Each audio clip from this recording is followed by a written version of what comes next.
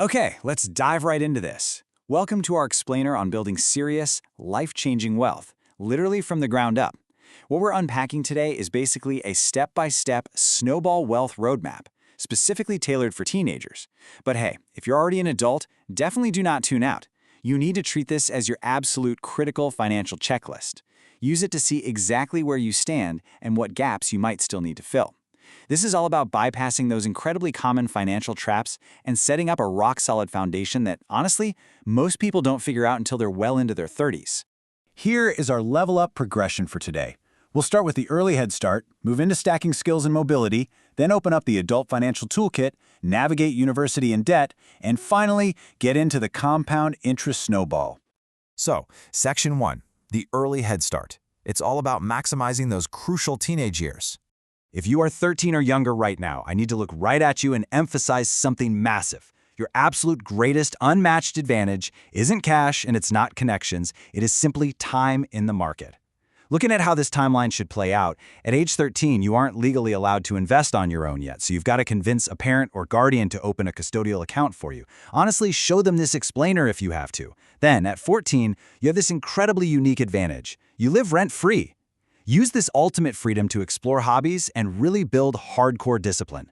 A fantastic example from our source material is waking up at 4 a.m. every single day for competitive swimming. It doesn't pay you a dime right now, but it builds a relentless work ethic that will let you completely outwork your competition later in life. By age 15, your mindset needs a shift. Instead of asking for the latest PS4 games that you're going to forget about in a month anyway, start asking for cash for your birthdays. Go out, get a Saturday retail job to start building those vital social skills, and take that money to create a stash. And don't just save it to blow on a weekend theme park trip. Treat this stash as your launch pad. Oh, and fun fact, if you're in the UK, this is the exact age, 15 and 9 months to be precise, to apply for your provisional driving license. Now, what's really interesting about this number, 12.58%, is that this is the historic 10-year average yearly return of the S&P 500 as of May 2024. If you don't know, the S&P 500 invests your money across just over 500 of the biggest public companies in the US. This single statistic completely validates why starting to invest at age 13 through that custodial account is just so incredibly powerful. Your money goes to work for you immediately, riding the growth of the overall market.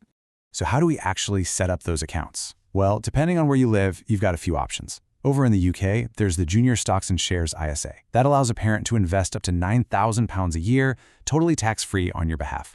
In the US, your two main options are UGMA and UTMA accounts. Both of these allow unlimited contributions, though you should know anything over $18,000 a year could trigger a gift tax. The main difference? A UTMA offers a bit more flexibility, actually letting you hold alternative investments like real estate or fine art. Whatever route you choose, opening these with a well-established brokerage that has low fees like Vanguard is highly recommended to keep your costs down and really let your money grow. All right, Section 2, stacking skills and mobility for ages 16 and 17. This is where you take that cash you safely stashed away at 15 and transform it into high-value professional assets.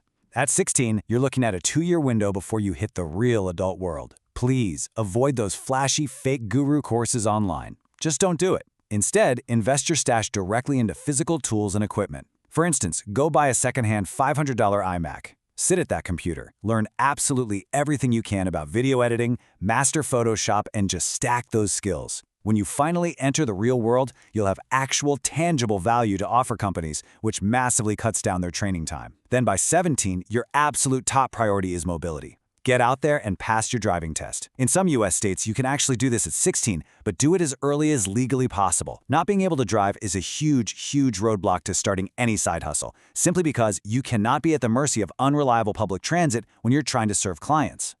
This quote perfectly sums up why securing that driving license matters so much. To be early is to be on time. To be on time is to be late, and to be late is unacceptable. When you have your own transportation, whether it's a cheap starter car or just having the legal ability to drive one, you maintain absolute professionalism with your clients. If someone needs you 30 minutes away, you can get there. You won't build a bad reputation for being late, and crucial opportunities simply won't pass you by. Moving on to Section 3, the Adult Financial Toolkit. We call this the unlocked map phase. Okay, at age 18, the training wheels come completely off. There is a crucial 7-point checklist you need to tackle immediately. And steps 1 and 2 are all about setting up your banking correctly. And listen, you need 2 separate accounts. Step 1 is a current or checking account with a low-fee bank. Think Monzo, Ally, or Bank of America. This one is strictly for your cash flow. Your wages go in, your daily expenses come out. Simple. Step 2 is a completely separate high-interest savings account. Keeping it at a totally different bank means it's out of sight and out of mind, which completely removes the temptation to spend it. Accounts like Chase, which offer around 4.1% interest, are perfect for this. This is where you build up a 3 to 6 month emergency fund. Think of this emergency fund like popping a big shield potion in Fortnite. It is there to completely protect you if your income suddenly dries up.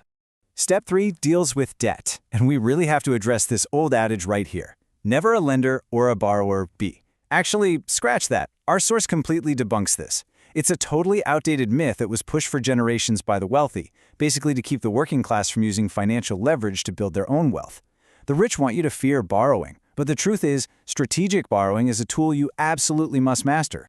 Which brings us to exactly why you need to get a credit card at 18. Used correctly, it builds your credit score. You can think of your credit score as your financial Uber rating. Banks use it to judge whether they're going to give you a loan, and more importantly, what kind of interest rate they are going to charge you. By using a credit card for your normal, everyday expenses like gas and paying it off in full every single month without fail, you never pay a single dime in interest. But you build a stellar rating that unlocks vastly cheaper mortgages later down the line. Next up on the adult checklist is opening the right investing accounts to shield your money from taxes. Depending on your country, that's going to be an IRA, an ISA, a TFSA, or a super. Modern investing apps like Trading 212 have totally changed the game here. You no longer need hundreds of dollars just to get started. You can buy fractional shares for literally as little as $1. If you're a bit nervous to jump in, you can even practice trading using fake money with real market data first to get the hang of it. And hey, if you are ready to dive in, our source material pointed out that using the promo code Tilbury on Trading 212 can actually score you up to £100 in free stock when you fund your account. It's really just about starting small and letting the technology work for you. Section 4. Navigating University and Debt. Let's figure out how to avoid those major financial traps. So your finances are all set up, but at 18, you're suddenly facing this massive societal pressure about deciding your entire future. Is university a scam? Well, the answer is kind of yes and no. On one side, we have vital degrees. Doctors, nurses, teachers, these are critical roles that absolutely require formal education. Honestly, degrees for these vital professions should ideally be free for the most passionate students. But on the flip side, we have what are essentially debt traps. Taking on $60,000 to $100,000 in student loans for something like a golf management degree, that is almost laughable. If you're going into business, tech, or the trades, your track record and your actual skills matter way more than a piece of paper. Instead of taking on crippling debt, look into paid apprenticeships where you're actually earning money while learning the trade. And this brilliantly illustrates the real difference between good debt and bad debt. Good debt builds wealth. Taking out a mortgage to buy an appreciating asset, like real estate, or getting a loan to start a potentially highly profitable business, like our source's example of opening a radio control model shop. That is using debt strategically. Bad debt, however, is a heavy anchor. This is consumer debt used to buy things that rapidly lose value. A prime example is car finance. In the UK alone, a shocking 2.2 million drivers are completely trapped financing cars they cannot actually afford outright. Please, do not fall into this trap just to look wealthy. It will literally only make you poorer. So instead of being totally miserable at a standard 9-to-5 job that you hate, take those skills you've been stacking and start a service-based side hustle. Things like copywriting, video editing, videography, web development, or community management, these all require incredibly low startup capital. Treat any day job you have right now not as a dead end, but as a launchpad investment. Every single dreaded shift is simply funding your side hustle and ultimately your future freedom. Finally, Section 5. The compound interest snowball, the ultimate wealth generator. This final section really relies on one very specific mathematical reality: long-term consistency. Here's the textbook definition of compound interest. It's earning interest on your initial investment plus earning interest on the interest you've already accumulated. It is exactly like packing a small snowball and rolling it down a long hill. As it rolls, it packs on more snow, getting bigger and faster until it becomes this massive, unstoppable avalanche. And here's a huge bonus for starting young. You generally sit in a lower tax bracket early in your career, which means you get to keep way more of those vital early investments. So the crucial point is right here in the math. The numbers speak for themselves. If you start at age 18, investing just $250 a month at an 8% average return, you're going to have roughly $1.5 million by age 65. But if you wait just 10 years and start that exact same strategy at age 28, you end up with only $679,000. Waiting a mere 10 years literally cuts your final retirement avalanche in half. That lost decade of compounding interest is something you can never, ever buy back, no matter how much money you earn later on. Which leaves us with this final thought.